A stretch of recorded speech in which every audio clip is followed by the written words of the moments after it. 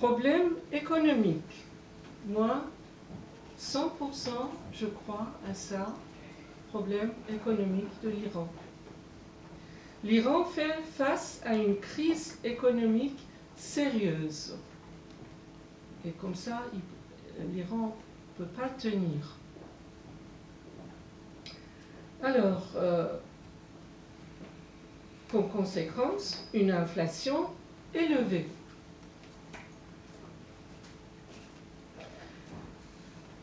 Encore, il y a des protestations sociales et répression. Il y a beaucoup de manifestations. En même temps, il y a beaucoup de répression aussi. Ces manifestations ont révélé un mécontentement profond. Donc, franchement, quand je parle avec les gens qui sont en Iran, il y a très peu de gens qui sont contents. Donc, le gouvernement a réagi par une répression sévère à chaque fois quand il y a des manifestations. Et politique étrangère, l'Iran est un acteur majeur au Moyen-Orient et continue d'affirmer son influence via des alliés comme le Hezbollah, Liban, les milices chiites en Irak et ses liens avec la Syrie. Mais en ce moment, l'Iran est très faible dans cette position. L'Iran est également impliqué dans la guerre. Ça, c'est très, très grave. Au Yémen. Voilà, même en ce moment, impliqué dans la guerre au Yémen, soutenant les rebelles aussi contre une coalition dirigée par l'Arabie saoudite. Donc, il y a encore d'autres problèmes. Problème, accord nucléaire et diplomatie. Bien que l'Iran, en ce moment, tout est limité, mais apparemment, ils ont continué leur projet vers nucléaire.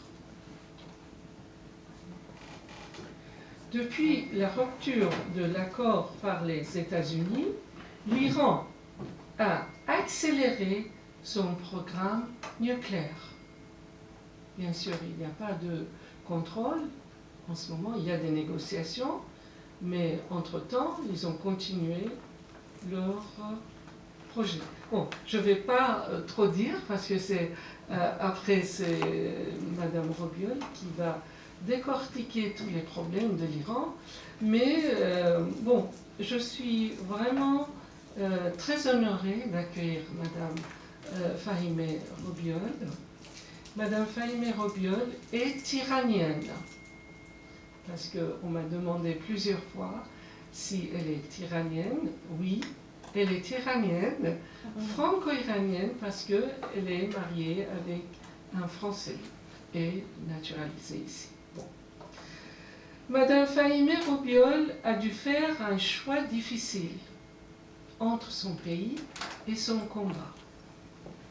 Femme de courage et de conviction, elle a écrit le livre « Femme, vie, liberté ».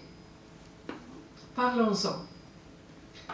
Un ouvrage qui explore les réalités du combat pour les droits des femmes en Iran et au-delà. Bien sûr, au début, le livre en français, mais maintenant, ça existe en persan aussi, en farsi. C'est avec un grand honneur que nous accueillons Madame Fahimeh Robiol à l'Association Culture Libre. On a eu la chance l'année dernière aussi. Nous avons eu une conférence avec Madame Robiol. Lors de cette rencontre, elle nous parlera de l'Iran aujourd'hui, un pays marqué par une politique complexe et isolée. Madame Fahime Robiol, franco-iranienne, est une figure exceptionnelle. Ancienne ingénieure au commissariat à l'énergie atomique et aux énergies alternatives, CEA, en Iran. Elle a ensuite consacré sa carrière à l'enseignement et à la formation. Elle est toujours chargée de cours en négociation, gestion de conflits et leadership en France, en Afghanistan, avant août 2021, et en Iran avant la révolution Femmes, Vie, Liberté de septembre 2022. Scientifique nucléaire, enseignante et écrivaine, ayant fui la révolution islamique, Madame Robiol a enseigné dans des institutions prestigieuses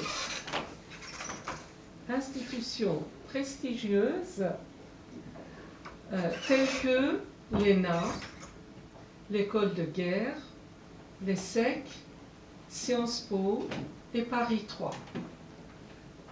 Elle milite activement en faveur des droits des femmes iraniennes et afghanes, apporte une voix puissante aux femmes qui luttent pour leur liberté. Nous sommes impatients de l'entendre partager son expertise, ses expériences et son engagement pour les droits humains. Alors, Madame Robiol est là, chevalier de la Légion d'honneur en 2024. Très bien. Alors, avant la conférence de Madame Robiol, voulez-vous noter, s'il vous plaît, notre prochaine conférence? Ça sera le 27 février, toujours jeudi 27 février, avec Dr Mir Shahi, qui va parler de l'écriture persane, Khatte Farsi. Alors, je donne la parole à Madame Robiol et je vous demande d'applaudir à Madame Robiol.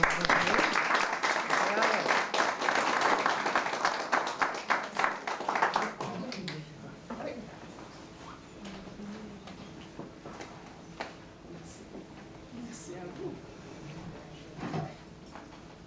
Bonsoir. Bonsoir. Quand j'enseigne la négociation gestion de conflit, je dis à mes étudiants, quel que soit l'âge, parce qu'il n'y a pas seulement des étudiants de 19 ans, mais parfois 50, 60 ans, un premier message que dans une négociation, ce qui est extrêmement important, le message que vous envoyez aux autres, et non pas le message que vous pensez c'est bien.